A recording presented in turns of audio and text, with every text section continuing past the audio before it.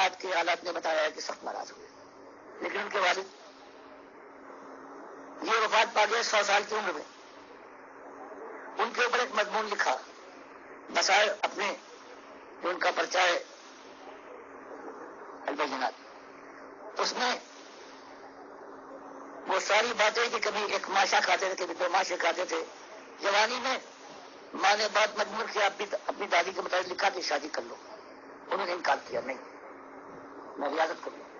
لیکن جب انہوں نے ایک دن خواب میں یہ حقیقت دیکھی کہ علی رضی اللہ تعالیٰ عنہ عرش پر بیٹھے ہوئے ان کے خاندان کی فلاں لڑکی کے ساتھ ان کا عقد نکاح باندھ رہے ہیں، جب یہ حقیقت دیکھ لی تو اس کے بعد راضی ہو گئے اس خاندان کی خاتون کے ساتھ نکاح کرنے پر، یعنی ان کی ماں کے ساتھ.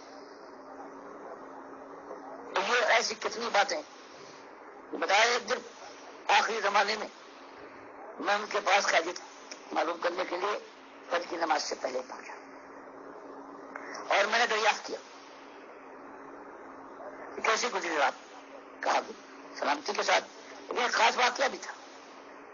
یہ گل بادشاہ میرے زمانے میں جب پہنچا تھا اس وقت بھی وہ مطبخ کا داروغہ تھا اور خادم تھا کہ جب میرے ساتھ تشریف لائے اور گل بادشاہ کو مخاطب کر کے کہا کہ گل بادشاہ اگر تو بن نور صاحب کے والد زکریا خدمت میں لگا ہوا ہے تو کیا میں پیچھے تو نہیں ہوں؟ میں بھی تیری طرح سے ان کی خدمت میں لگا ہوں. یہ اس میں یہ انہوں نے مضمون دیا. اور اس کے بعد اب میری غیرت نہیں کہ میں اللہ کا بندہ ہوں. یہ تو استاد ہے جس نے مجھے شرک کی کفر کی تعلیم دی ہے. قرآن کو اپنی تشریح کے ذریعے سے شرک میں جیسے اس کے بزرگوں نے جو کام کیا ہے اسی کام کے ذریعے سے میرے ایمان کو بھی میں آیا ہے، ایمان اور علم کے لیے. اور وہ اپنے بزرگوں کے اس انداز کو اختیار ایک طرف مانگا ہے. دوسری طرف اللہ کا بندہ ہوں، اللہ نے پیدا کیا ہے، اس کے پاس جانا ہے. ایمان کا اقرار لیا ہے. یہ کہا ہے کہ ہر طاغوت جو میرے خلاف سر اٹھائے تو اس کا انکار کرتے رہو، تب تمہارا ایمان ایمان ہے. تو یہ دونوں چیزیں تھیں. ایک تو مجھے پیدا کیا ہے، اس کے بارگاہ میں جانا ہے، اور دوسری طرف وہ ہے جس سے میں نے معلومات حاصل کی. علم نہیں اللہ جانتا ہے. آج دنیا میں معلومات ہیں لوگوں کے پاس، علم نہیں ہے. علم تو وہ ہوتا ہے جو خالص قرآن و حدیث کے مطابق ہو. تو اس کے بعد میرے لیے اور کوئی راستہ نہیں تھا.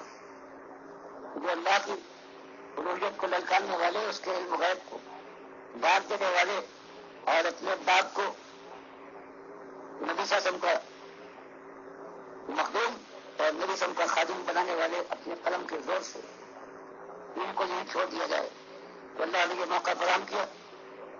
تو ان کے مطابق ہوں لے کر جو ان کے الفاظ تھے ان صوفیہ کے لیے جنہوں نے بیت الولید کا نظریہ اختیار کر کے صرف ذات کے شرکت کارخانہ قائم کیا ہے، ان کے لیے موقع مل گیا. تب میں نے پوری کتاب جو توحید کے لیے توحید خالص کے نام سے تصور کی. تو سارے ہی جن کو آج دنیا اس مانتی ہے، اس ملک کے اندر اور باہر کے تھے، ان کی کتابیں ان کے اوپر آج اور اس سے پہلے لوگوں نے یہ حق اور یہ فیصلہ سنایا تھا کہ یہ ولی اللہ ہے، کوئی مجتہد ہے اور کوئی مجدد ہے. اور ملاقات ان سے بھی نہیں ہوئی تھی، رات مشاہدہ ان کا نہیں تھا، صرف ان کی کتابوں سے انہوں نے فیصلہ کیا تھا. جب میں نے پڑھا میں نے کہا کہ تم ان کو ان کتابوں کے اوپر ان کی کتاب مانتے ہو اور کہتے ہو ولی اللہ تھے. میں اختلاف کرتا ہوں قرآن اور حدیث کے طرف ان کی کتابوں کے مضمون کو لے جاتا ہوں، اور میرا فیصلہ یہ ہے کہ ولی شیطان تھی. ہم اور مقابلے کے لیے ثابت کر دو. اور اس کے بعد سے 10 سال 7-8 سال ہو چکے ہیں. میرے خیال میں 1.5 لاکھ یا 2 لاکھ کتابیں یہ پھیلی ہیں. آج تک کوئی ایسا نہیں آیا ہے یہ کہہ دے ان کی کتنے میں نے جو فوٹو دیے ہیں ان میں میں نے کوئی خیانت کی ہے یا جو میں نے فیصلہ قرآن و حدیث سے کیا ہے وہ غلط ہے، بلکہ یہ فیصلہ ہونا چاہیے. تو آپ کو تم میری مجبوری دیکھیں دنیا والے بھی کہ مالک نے پیدا کیا، مالک نے زندگی دی، اور اس کو للکارنے والا کوئی اٹھے وہ میرا استاد کہلائے. تو میں اس کے ہاں میں ہاں ملا کر اس دنیا کے اندر بھی اللہ کی غضب کو دعوت دوں اور ہمیشہ کی جہنم کا آگ کا ایندھن بن جاؤں. تو یہ مجبوری تھی. کسی کے ساتھ اللہ جانتا ہے ذاتی کوئی دشمنی اور کوئی تخش نہیں. ڈاکٹر صاحب یہ سوال بھی تھوڑا سا لمبا ہے. زندگی کا بہترین حصہ اور بہترین سلائڈ پہ آپ نے جماعت اسلامی کے لیے صرف کرنے کے بعد جس دوران آپ اسے جزو ایمان کے طور پر اپنا کر ایک کثیر تعداد نوجوانوں اور بزرگوں کو قائل کرنے کے لیے یہ دلیلیں دیتے رہے ہوں گے کہ جماعت اسلامی میں شامل ہو کر ہی اسلام کی خدمت ممکن ہے. بیرون جماعت نہ تو اسلام ہے نہ ہی مسلمان ہے. آپ پر اعتماد کر کے پیدائشی طور پر بر صغیر کے مذہبی رجحان رکھنے والے لوگ روایتی مولویوں کی روش سے تنگ اور بیزار خصوصاً پڑھے لکھے لوگ آپ کی دعوت قبول کرتے رہے کہ اس جماعت میں پڑھے لکھے لوگ آپ جیسے لوگ کام کر رہے ہیں.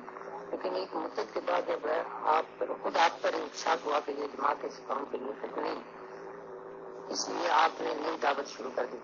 سادہ لوگ جو پہلے آپ کی دعوت قبول کرتے رہے ان کے مستقبل کے بارے میں آپ نے کیا سوچا؟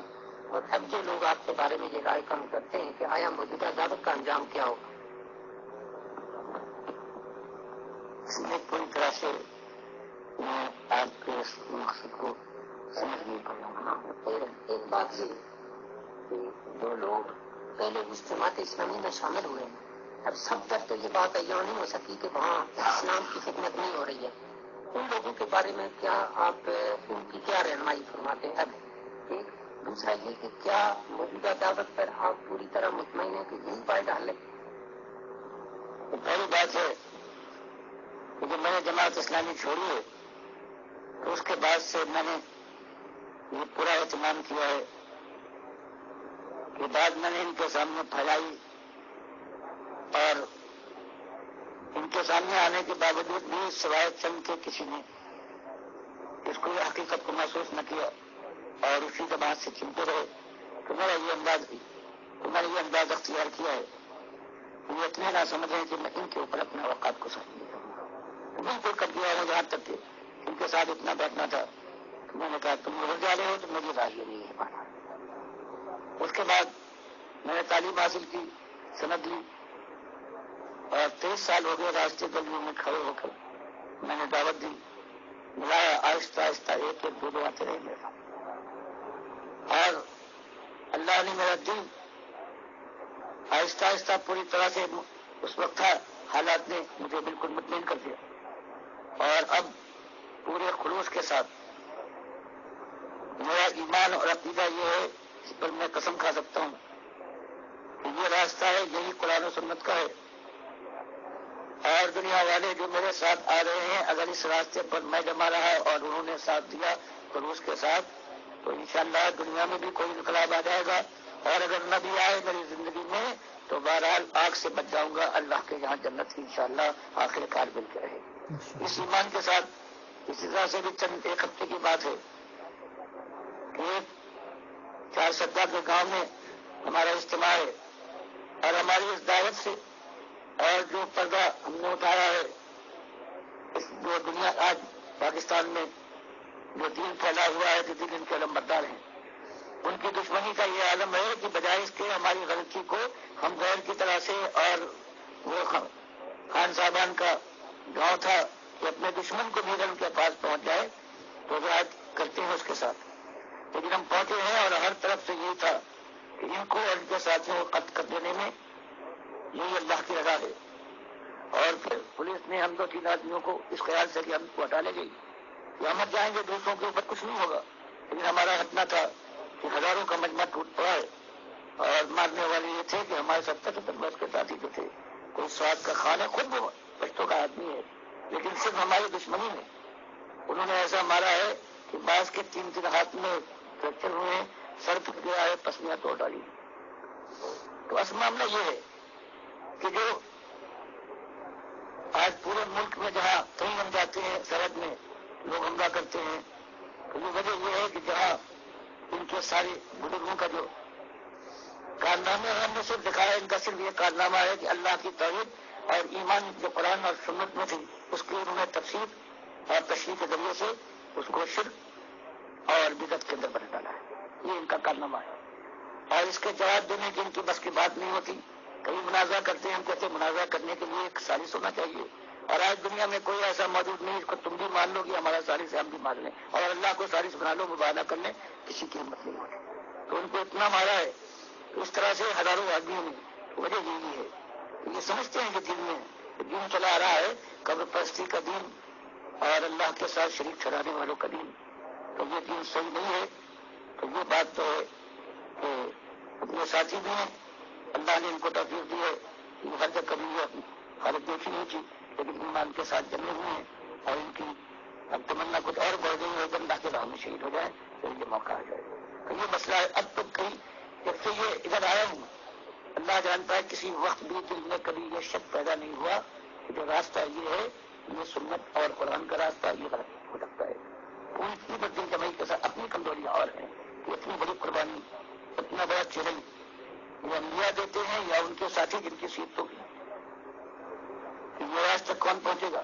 یہ ضرور ہے اپنی سیرت، اپنی کمزوری، اس کا احساس ہے، لیکن دعوت کا کہ یہی صحیح دعوت ہے اور قرآن و حدیث اس کے علاوہ کسی اور دعوت پر نہیں، یہ اس کے اندر مجھے پورا اطمینان ہے، اور میں سمجھتا ہوں کہ اگر میں ثابت قدم رہا، میرے ساتھی ثابت قدم رہے، تو انشاءاللہ دنیا میں بھی اللہ کی رحمت آئے گی اور یہ انگارے برسنا بند ہو جائیں گے، اور جہنم کی آگ ہم لوگوں کے لیے انشاءاللہ وہ سب ہو جائے گی جنت کی بادشاہی کے دروازے کو۔ ڈاکٹر صاحب یہ جماعت اسلامی کے اس میں شاید انہوں نے گنجائش رکھی ہے یا کیا کہ جو لوگ ملازمتیں بھی کرتے ہیں اور حلف اٹھاتے ہیں کہ ہم سیاست میں حصہ نہیں لے رہے اور نہیں لیں گے، اس کے باوجود وہ اس جماعت کے رکن بھی ہیں، اصل میں یہ کیا یہ جھوٹ نہیں ہے؟ اور قرآن کی روشنی میں اس بارے میں کیا حکم ہے؟ اصل میں مولانا مودودی صاحب کا پاکستان بننے سے پہلے یہ فیصلہ تھا کہ یہ انگریز کی یہاں نوکری یہ طاغوت کی نوکری اور حرام ہے۔ پاکستان بننے کے بعد کچھ دنوں تک وہ اسی رائے کو پیش کرتے رہے، یہاں تک کہ وہ زمانہ بھی آیا جب تک میں تھا کہ جو لوگ نوکری کرنا چاہتے ہیں وہ ہماری جماعت سے استعفیٰ دے دیں، لیکن وہ اپنی نوکری پر قائم رہے۔ پھر ان سے مختلف انہوں نے کام ضرور لیے، یہ خالص دیانتداری کے خلاف تھا، تو اس کے بعد میں نکل گیا، مجھے معلوم نہیں ہے اب کیا ان کا ہے، میں بالکل ان سے بالکل بے پرواہ ہوں، مجھے ان کی ایک بالکل خبر نہیں ہے کیا وہ کرتے ہیں کیا نہیں کرتے ہیں، اور اگر یہ کرتے ہیں تو یہ انتہا بددیانتی ہے، کیونکہ انہوں نے اقامت دین کا نعرہ لگانے کے بعد انہوں نے چادر چڑھوائی ہے عبدالغفور صاحب نے بڑی ایمان کے اوپر، دستار بندی کی ہے جو خالص شرک ہے۔ انہوں نے کبھی کسی پر پھولوں کی چادر چڑھائی اور کبھی اس داتا کے جو مزار ہے اس پر جا کر جمع ہوئے ہیں، وہاں سے جلوس نکالے ہیں، جس نے کشف المحجوب میں نبی صلی اللہ علیہ وسلم پر الزام لگایا ہے کہ جو حضرت زینب سے آپ نے نکاح کیا ہے وہ حضرت داؤد کی طرح سے، جن کے اوپر یہودی نے بہتان تراشی کی تھی، ننگا نہاتے ہوئے ان کو دیکھ کر عاشق ہو گئے ہیں، اور یہ سارا سورہ احزاب کی آیتیں وغیرہ بنائی ہیں۔ یہ اس مزار پر جا کر یہ لوگ وہاں پر داتا کی خدمت میں حاضر ہونے کے بعد یہ اعلان کرتے تھے کہ ہم داتا سے لیں گے اسلامی نظام۔ تو یہ مسئلہ ہے ان کی، جب اللہ اپنے مالک کے ساتھ انہوں نے یہ کچھ کیا ہے تو پھر اپنی سیاسی مصلحتوں کے پیش نظر کچھ جو کریں تو وہ سب کچھ کر سکتے ہیں۔ ڈاکٹر صاحب آپ پر یہ بھی الزام ہے کہ آپ اپنے رفقا کے سوا کسی کو بھی مسلمان تسلیم نہیں کرتے، بلکہ تھوک کے حساب سے آپ نے سب کو مشرک قرار دے دیا ہے۔ جماعت اسلامی سمیت تمام مذہبی فرقوں کے رویے میں اور آپ کے رویے میں کیا فرق ہے؟ اللہ تعالیٰ قرآن میں اپنے پیروکاروں کے علاوہ کسی کو مسلمان تسلیم نہیں کرتے۔ اس سے انہیں حلقوں نے ایک تاثر یہ پھیلایا کہ آپ معتزلہ یا خارجیوں سے متاثر ہیں۔ علاوہ ازیں قرآن حدیث اور اسرائیلیات میں بڑی وضاحت سے شیطان کی جو دلیل بیان ہوئی ہے اس میں بظاہر بڑا وزن ہے کہ اللہ تعالیٰ نے جس سختی سے ہدایت کر رکھی تھی کہ کسی کو سجدہ نہیں کرنا ہے تو شیطان کو اسی فلسفہ پر عمل کرنا چاہیے تھا۔ توحید کے بارے میں آپ کی تحریک